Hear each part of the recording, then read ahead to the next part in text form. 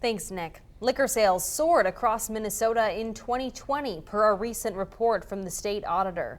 The review looked at 213 stores across the state. So what is happening to the industry now, and what are the potential impacts of the increase in alcohol consumption? New tonight, our Noah Kaplan has some answers. Noah.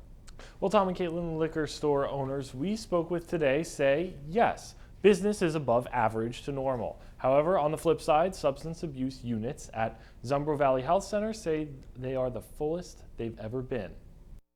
This is the busiest that I have ever seen our agency. At Zumbro Valley Health Center, the influx of patients is like never before. We could get 8 phone calls a day for new services. There are days when we get 20 to 30 phone calls. The health center provides a variety of treatments, substance abuse being one of them. So, how much is this explosion in demand related to alcohol use? People will say, I never used to drink every night, right? Now it's become a habit that I go home and I pour a drink. And in the aftermath of changed habits due to COVID-19 disruptions, a response to increased stress levels have now really turned into kind of a maladaptive coping mechanism. The recent report on Minnesota's municipal liquor stores saw a 10% increase in sales across the board in 2020, when normally sales increase 1 to 3% over a year.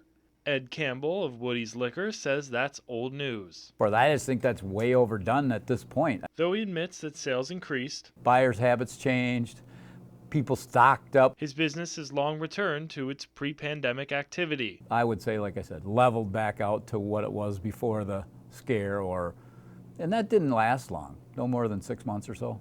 And according to Heather Gertz of Zumbro Valley, alcohol consumption is not the only thing plaguing her clients. A program that isn't specific for alcohol treatment, they are reporting higher levels of use of alcohol and other substances.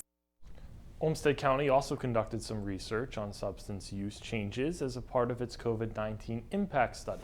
The findings indicated that more than 18% of the county's adults reported it as having some kind of substance use increase during the pandemic. That list includes not only alcohol, but also marijuana, tobacco, and other drugs. Back to you. All right, Noah, thank you.